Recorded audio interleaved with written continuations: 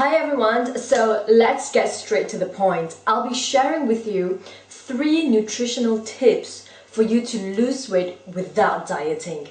I do not believe in diets. Don't get me wrong, they work, but they only work usually for a set period of time.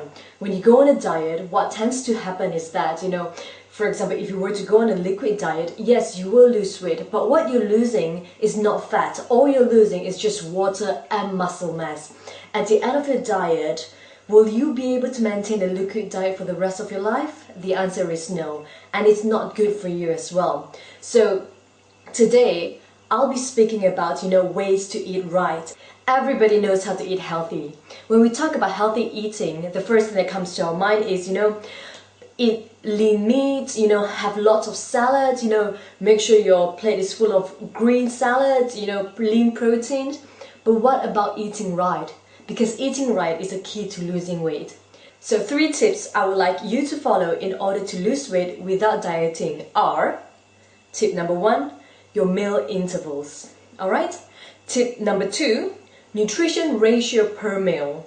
And tip number 3, calories per meal. Let's go into each tips in more details. The key to remember is that we want our blood sugar level to be stabilized. When our blood sugar is stabilized, what happens is that our body will start breaking down fat and start burning fat, and we won't be craving sugary food at the same time. So let's go through each of the points in details. Point number 1, meal intervals. Always remember that the first meal, which is your breakfast, should be consumed within the first hour of you waking up. Breakfast means break fast, so it should be consumed within the first hour of you waking up. What happens next is that you should continue eating for every 3 to 4 hours. Yes, you've heard me right. You need to eat frequently. So every 3 to 4 hours, you should have something to eat. So that should be about 5 to 6 meals a day. What you want to be doing is to eat small portions but frequently to stabilize your blood sugar level. And the last meal of the day should be consumed 1 hour before bedtime. So yes, you can eat, near to your bedtime, but just make sure that it's 1 hour before bedtime and that you're only eating protein and fat and not carbohydrate. The key to remember is that if you're very hungry at mealtime, that means you've waited too long to eat. If you don't feel hungry at mealtime, that means you have consumed too much, in your previous meal. So you should always feel right to eat after 3 to 4 hours. So remember to eat every 3 to 4 hours. If you're not feeling hungry after 4 hours, eat half the meal that you're supposed to eat. And if you're not hungry after the next 4 hours, eat quarter that meal. But the key is you need to eat in order to stabilize your blood sugar level. And also another important point to remember is that meals and snacks are the same. So basically what this means is that you can have your breakfast during lunchtime, you can have your lunch meal during breakfast time, you can mix them up, you can have your dinner during lunchtime. It doesn't matter. There's no such thing like I need to have this for breakfast, that for lunch. No. As long as you're eating every 3 to 4 hours and eating in the right portion, it doesn't matter when you eat what meal. Alright, so the second point is nutrients ratio per meal. What this means is that in every meal, you should be consuming your protein, your carbs, and your fat. Protein equals your lean meat, fish, tofu, eggs, whereas carbohydrates equals, not just rice, not just bread, but also all your vegetables.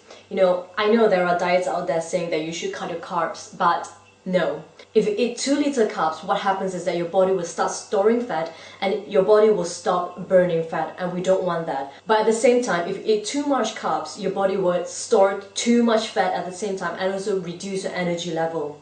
So the key is to remember to eat the right nutrient ratios per meal. So what is the right nutrient ratio per meal? Protein and carbs should be eaten at almost the same ratio, whereas fat should always be at the lowest amount. So let's put protein, carbs, and fat at 100%.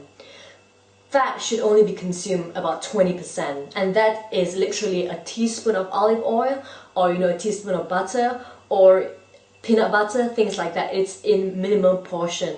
Whereas protein and carb should be about 40 and 40% each, or you can have more protein, 45% and 35% of carb. By balancing out your nutrient ratio, your body is getting the essential nutrient that your body needs, and therefore it will maximize fat burning. And the third point is, everybody knows this, calories per meal. So if you're eating so frequently, you should not be consuming a lot of calories per meal. For women, I would suggest that you consume about 250 to 350 calories, whereas for men, you can consume about 400 to 450 calories per meal.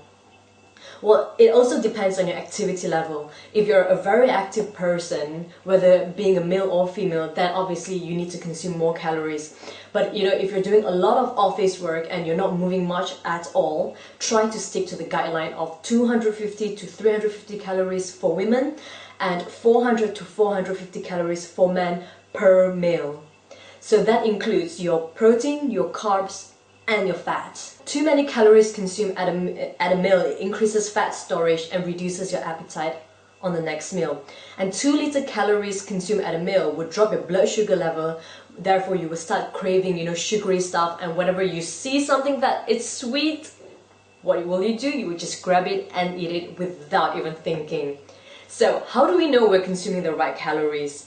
The key is to remember that you should feel satisfied after each meal. So if you're feeling too full after a meal, that's telling me that you're eating too much. If you're still feeling hungry after an hour, that's telling me that you're eating too little. So the key is to just feel satisfied and not overindulging. Those are the 3 main points to remember and practice in order to lose weight without dieting. And if you can incorporate this to your lifestyle, what you're doing is that you will not only be able to lose weight, but to maintain your weight for the rest of your life. And that's what we want. And most diets, you can't do that through most diets because they are only temporary. So remember that nutrition should be part of your lifestyle and that you should have fun and enjoy it. 3 tips to remember.